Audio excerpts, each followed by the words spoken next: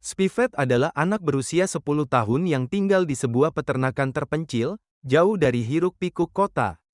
Setiap pagi, ia bangun sebelum matahari terbit, bukan untuk bermain seperti anak-anak lain, melainkan untuk menggambar dan menulis. Buku catatannya penuh dengan peta, diagram, dan catatan kecil tentang hal-hal yang ia amati sehari-hari. Bagi Spivet, dunia terasa seperti teka-teki besar yang bisa dipecahkan jika diamati dengan cukup teliti dan sabar. Di rumahnya, suasana seringkali terasa sunyi meski ada banyak orang. Ayah dan ibunya sibuk dengan urusan masing-masing, tenggelam dalam rutinitas dan pikiran mereka sendiri. Tidak ada yang benar-benar bertanya apa yang sedang dikerjakan Spivet atau apa yang ia pikirkan. Ia terbiasa menjalani hari-harinya tanpa banyak percakapan, seolah keberadaannya hanya latar belakang dari kehidupan orang dewasa di sekitarnya. Kamar kecil Spivet menjadi satu-satunya tempat di mana ia merasa benar-benar aman. Dindingnya dipenuhi gambar buatan tangan yang ditempel dengan rapi. Ada peta ladang, skema mesin aneh, dan ilustrasi tentang hal-hal yang hanya ia pahami sendiri. Setiap gambar adalah caranya menjelaskan dunia yang terasa terlalu besar dan rumit. Di ruangan itu, ia merasa punya kendali, meski hanya lewat pensil dan kertas. Namun di balik kecerdasannya yang luar biasa, Spivet menyimpan kesepian yang tidak pernah ia ungkapkan. Ia jarang berbicara tentang perasaan karena tidak tahu bagaimana cara menjelaskannya. Baginya, emosi adalah sesuatu yang sulit diukur dan digambarkan. Ia lebih memilih mengekspresikannya lewat garis dan simbol, meski itu tidak pernah sepenuhnya cukup. Setiap malam sebelum tidur, Spivet menatap langit-langit kamarnya sambil berpikir tentang tempatnya di dunia. Ia sadar bahwa dirinya berbeda dari anak-anak lain, tetapi tidak tahu apakah perbedaan itu adalah anugerah atau beban. Pertanyaan itu terus berputar di kepalanya, menunggu suatu peristiwa besar yang akhirnya akan memaksanya mencari jawaban sendiri. Suatu siang, sebuah surat datang ke rumah Spivet. Amplopnya tampak asing, berbeda dari surat-surat biasa yang jarang datang ke peternakan itu. Ketika membukanya, Spivet membaca dengan hati-hati. Isinya menyatakan bahwa salah satu temuannya memenangkan penghargaan dari lembaga sains ternama. Ia diminta datang ke kota besar untuk menerima penghargaan tersebut secara langsung. Spivet membaca surat itu berulang kali, memastikan tidak ada kata yang salah ia pahami. Ada rasa bangga yang muncul, tetapi juga kebingungan yang sulit dijelaskan. Selama ini, gambar dan catatannya hanya dianggap coretan anak kecil. Ia tidak pernah menyangka bahwa dunia luar melihat nilainya dengan cara yang begitu serius dan penting. Ia mencoba menunjukkan surat itu kepada orang dewasa di rumah. Namun tanggapan yang ia terima terasa setengah hati. Tidak ada percakapan panjang, tidak ada penjelasan yang membuatnya merasa dipahami. Spivet kembali ke kamarnya dengan perasaan campur aduk, membawa surat itu seperti membawa rahasia besar yang tidak tahu harus dibagikan kepada siapa. Di atas meja belajarnya, Spivet mulai menggambar peta perjalanan. Ia menarik garis panjang dari peternakan kecilnya menuju kota yang hanya ia kenal lewat buku. Setiap garis terasa seperti langkah menuju dunia yang sama sekali baru. Ia tahu perjalanan itu berbahaya, tetapi rasa ingin tahunya jauh lebih besar. Malam itu, Spivet mengambil keputusan penting. Ia tidak akan menunggu orang lain membawanya. Ia akan pergi sendiri, bukan karena ingin melarikan diri, tetapi karena ia ingin tahu apakah dunia luar benar-benar memiliki tempat untuk seseorang seperti dirinya. Malam terasa sangat sunyi ketika Spivet membuka pintu rumah perlahan. Ia membawa koper kecil berisi pakaian, buku catatan, dan pensil kesayangannya. Setiap langkah ia ambil dengan hati-hati, takut menimbulkan suara yang bisa membangunkan siapapun. Udara dingin menyentuh kulitnya, tetapi tekad di dalam dirinya terasa jauh lebih kuat. Di kejauhan, suara kereta barang terdengar pelan namun jelas. Spivet bersembunyi di balik bayangan, menunggu saat yang tepat. Ketika kereta melambat, ia memanjat dengan tangan gemetar. Detik itu terasa sangat panjang. Saat akhirnya berhasil naik, ia menyadari bahwa ia baru saja meninggalkan kehidupan lamanya tanpa benar-benar mengucapkan selamat tinggal. Di dalam kereta yang gelap, Spivet bersembunyi di antara peti-peti besar. Getaran rel dan suara roda kereta membuat jantungnya berdebar kencang. Ia merasa takut, tetapi juga takjub. Dunia terasa lebih besar dan nyata dari apapun yang pernah ia bayangkan sebelumnya. Untuk menenangkan diri, Spivet membuka buku catatannya. Ia mulai mencatat kecepatan kereta, arah perjalanan, dan bunyi-bunyi yang ia dengar. Angka dan catatan itu memberinya rasa aman, seolah dunia masih bisa dipahami dan dikendalikan. Namun di sela-sela catatan itu, pikirannya melayang pada rumah dan keluarganya. Ia merasakan kehilangan yang tidak pernah ia rasakan sebelumnya. Meski begitu, ia tahu bahwa perjalanan ini tidak bisa dihentikan. Ia telah melangkah terlalu jauh untuk kembali. Perjalanan panjang mempertemukan Spivet dengan banyak orang asing. Di sebuah stasiun kecil, seorang pria tua memberinya sepotong roti dan air tanpa mengajukan pertanyaan. Spivet menerimanya dengan ragu, tetapi juga dengan rasa terima kasih yang tulus.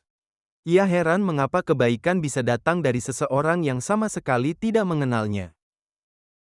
Di tempat lain, seorang pelayan restoran meluangkan waktu untuk mendengarkan ceritanya. Spivet berbicara dengan hati-hati, memilih kata-kata sederhana.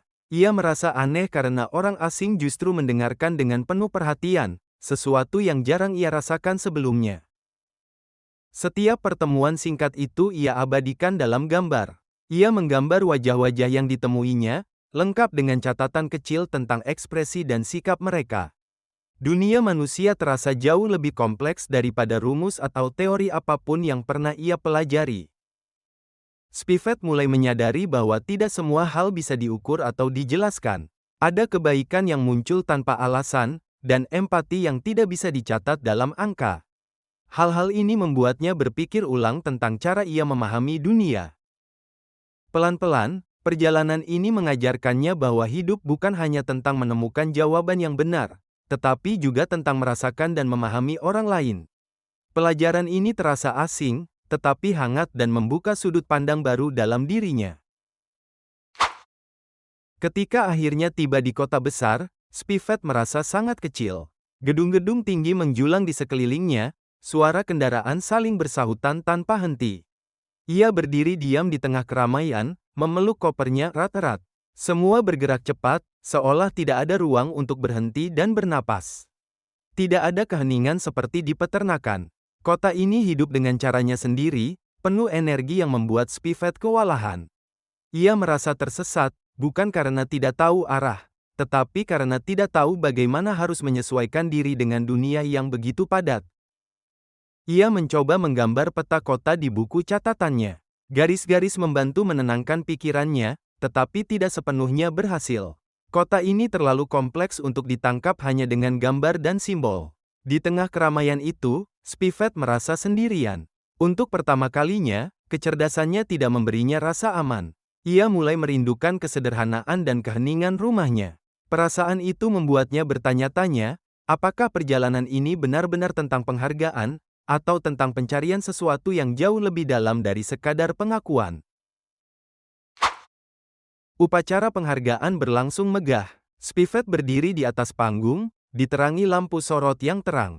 Tepuk tangan menggema di seluruh ruangan, dan wajah-wajah penuh kekaguman mengarah padanya. Semua orang menyebutnya luar biasa dan jenius. Ia tersenyum kecil, berusaha terlihat tenang. Namun di dalam hatinya, ada kegugupan yang sulit ia sembunyikan. Tidak ada yang bertanya bagaimana rasanya berada di sana sendirian, jauh dari rumah dan keluarga. Ketika tiba saatnya berbicara, Spivet terdiam sejenak. Ia bisa saja menjelaskan temuannya dengan detail, tetapi ia memilih jalan lain. Ia mulai bercerita tentang perjalanannya.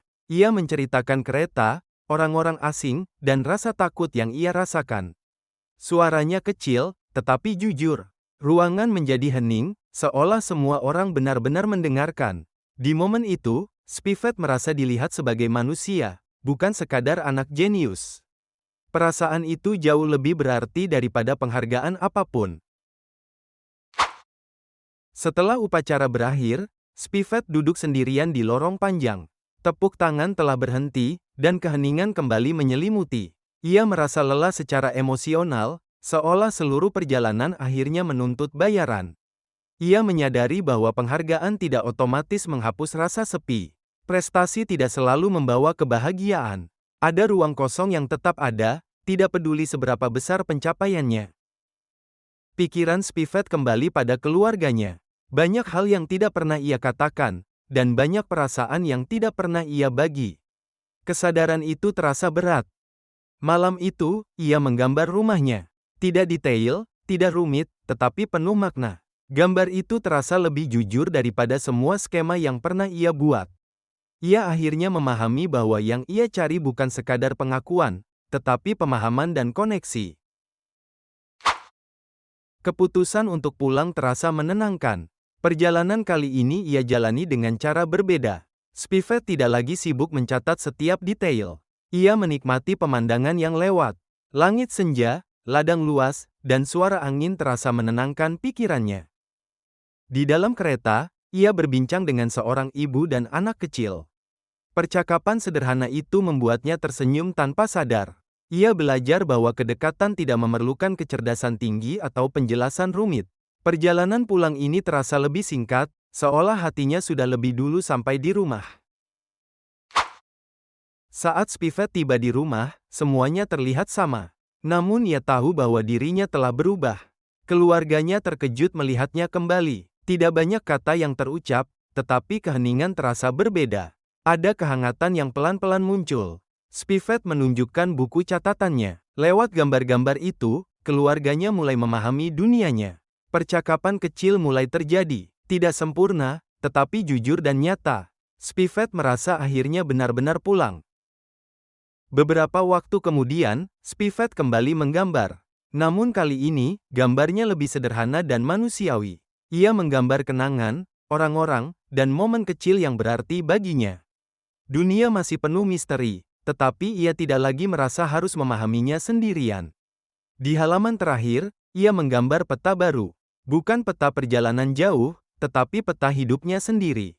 Dengan senyum kecil, Spivet siap melangkah ke masa depan sebagai dirinya yang utuh. Dan seperti perjalanan Spivet, mungkin kita juga sedang mencari arah dalam hidup kita sendiri. Jika cerita ini membuatmu berpikir, merasa, atau mengingat perjalanan pribadimu, jangan lupa untuk menyukai video ini, menuliskan pendapatmu di kolom komentar, dan membagikannya ke orang lain yang mungkin sedang membutuhkan cerita seperti ini. Sampai jumpa di kisah berikutnya.